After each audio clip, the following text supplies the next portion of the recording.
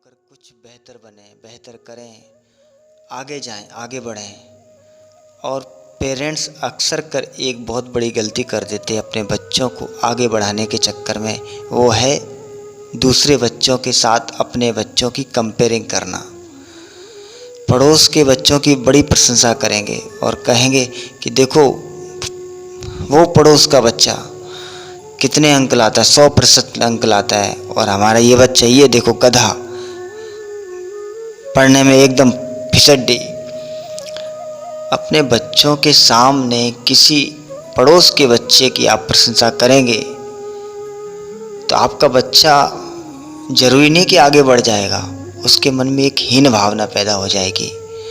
और वो हीन भावना ऐसी पैदा हो जाएगी, जो बच्चे का विकास हो रहा है, जो बच्चा विकसित हो रहा है, जो बच्चा अपनी योग्यता से कुछ महकने वाला है, वो योग्यता उसकी दब जाएगी, कुंठित हो जाएगी। क्यों?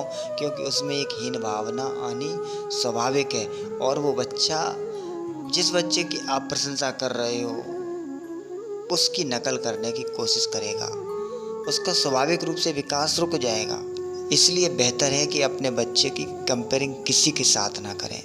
देखो, हर फूल अपनी जगह खिलता है और हर फूल की अपनी गरिमा है। इसलिए ज़रूरी नहीं कि किसी का बच्चा पढ़ने में तेज हो तो आपका बच्चा भी उसी क्षेत्र में पढ़ने में तेज हो। अपने बच्चे के अंदर के टैलेंट को पहचानिए। कहते कली कली में महक छुपी है, खिलने भर की देर है। और हर बच्चे में वो योग्यता छिपी है, वो बस जगने भर की देर है। उसको जगाइए, धीरे धीरे जगाइए, उनको प्रोत्साहन दीजिए। कोई ना कोई ऐसा गुण तो होगा, कोई ना कोई ऐसा टैलेंट, ऐसी योग्यता तो है तुम्हारे बच्चे में कि जो उसको बहुत आगे तक ले जाएगी। उस टैलेंट को, उस योग्यता को पहचानिए और उस योग्यता को प्रोत्साहन दीजिए। अगर आप उसको हतोत्साहित करेंगे, अरे तू तो कुछ नहीं, पढ़ने में 0 है, और वो पड़ोस का बच्चा कैसा है, तो वो पड़ोस के बच्चे की नकल करेगा, नकल करना चाहेगा। और जो उसका स्वाभाविक रूप से उसके अंदर जो हुनर है, वो उसका हुनर दब जाएगा। बेहतर है, देखो, हर एक व्यक्ति की अपनी अपनी ज़िंदगी होती है, उसे अपनी ज़िंदगी जीनी है, और किसी से कंपेयरिंग क्यों करना है। हर फूल अपनी जगह खिलता है ना। एक बार एक जंगल में सभी जानवरों ने मीटिंग की और मीटिंग में बहुमति से प्रस्ताव पास हुआ कि जिस जानवर का बच्चा पेड़ पर जल्दी से चढ़ जाएगा और उतर जाएगा, बस वही अव्वल माना जाएगा। सभी जानवर इस प्रतियोगिता में हिस्सा लिए। हाथी ने भी उस प्रतियोगिता में हिस्सा लिया। सभी जानवरों ने अपने अपने बच्चों की कोचिंग लगा दी, क्योंकि अव्वल आना था ना।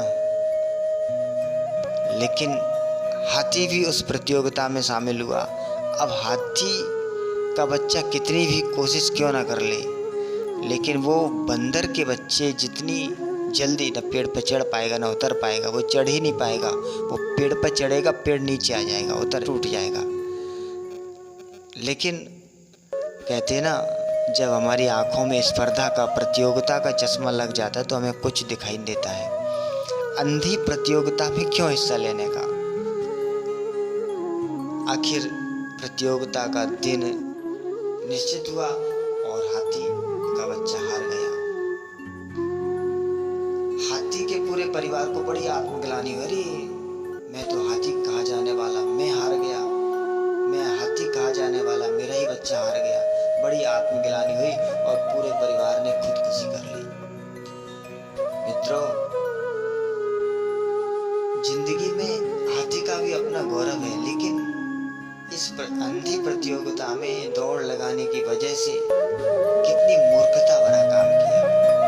ऐसे ही कहीं हम भी तो उसी रास्ते तो नहीं जा रहे। सोचो, बंदर कितना भी जल्दी पेड़ पर चढ़ ले, उतर ले, कई बार चढ़ ले, उतर ले, लेकिन बंदर बंदर ही रहता है, हाथी हाथी रहता है।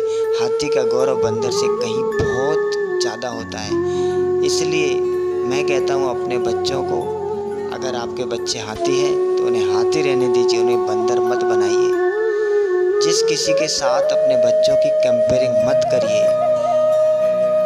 की योग्यता है वो अपने ढंग से विकसित हो रहे हैं।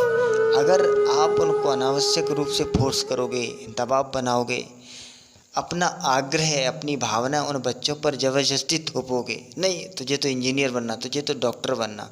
अरे डॉक्टर इंजीनियर बनने से भी बेहतर और कुछ भी तो हो सकता है ना।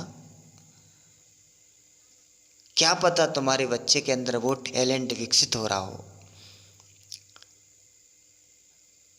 ये बुद्धि है, ये ज्ञान है ना, ये योग्यता किसी के बाँट की नहीं है। अगर आपके बच्चे के अंदर एक टैलेंट भी है तो उसको देखिए, उसको प्रोत्साहन दीजिए, उससे कहिए कि देखो बेटा, ये तो तुम्हारा गुण इतना अच्छा है, ये तो तुम्हारे में बहुत अच्छी खूबी है, बहुत अच्छाई है, आप उससे भी ज़्यादा अच्छे बन सकते हो। कोशिश करो, और आप में ये कमी है, थोड़ी सी कमी है, उसको आप निकालो तो आप बहुत ज़्यादा अच्छे बन सकते हो। बस जो उसका गुण है उस बच्चे के सामने वो गुण को लाएं, उसको प्रोत्साहन दें उत्साह से, तो बच्चा बहुत आगे जा सकता है, बहुत बहुत अपने जीवन में उन्नति कर सकता है। उस देखो बच्चे हैं, उनका बचपन है ना, उन्हें जीने दें। बच्चे कैसे हैं, एक फूल के समान हैं। अगर उन पर अत्यधिक तुम दबाव डालोगे पढ़ाई का या किसी अपने आग्रह का ज़्यादा प्रेशर डालोगे ना, तो बच्चे जैसे फूल है ना, मसल जाएंगे, और अगर उन्हें खुला छोड़ दोगे तो भी नीचे गिर जाएंगे। ये पेरेंट्स होना एक बहुत बड़ी जिम्मेदारी हो जाती है। आजकल लोग दूसरों को देखकर जीते हैं, अक्सर कर कंपेयरिंग करते रहेंगे, दूसरे के बच्चे कैसे देखो है, उन्हीं की उन बच्चों की तरह तुम्हें भी फर्स्ट आना, अव्वल आना है।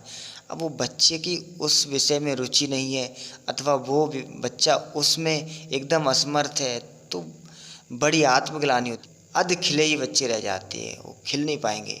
लोग अपने घरों में सारी सहूलियतें इकट्ठी कर देना चाहते हैं, सारी सहूलियतें बच्चों को दे देना चाहते हैं, लेकिन बच्चों के खाली मन को नहीं भर पाते हैं। फिर वो बच्चे उस खालीपन को भरने के लिए कहीं ना कहीं बुरी संगति का सहारा लेते हैं, बुरी आदतों में पड़ जाते हैं, कुछ ऐसे व्यसन उनके जीवन में लग जाते हैं जो जीवन भर चाह कर भी उनसे छूट नहीं पाते हैं। मित्रों, पेरेंट्स होना कोई सिंपल बात नहीं है, बहुत बड़ी जिम्मेदारी का काम है।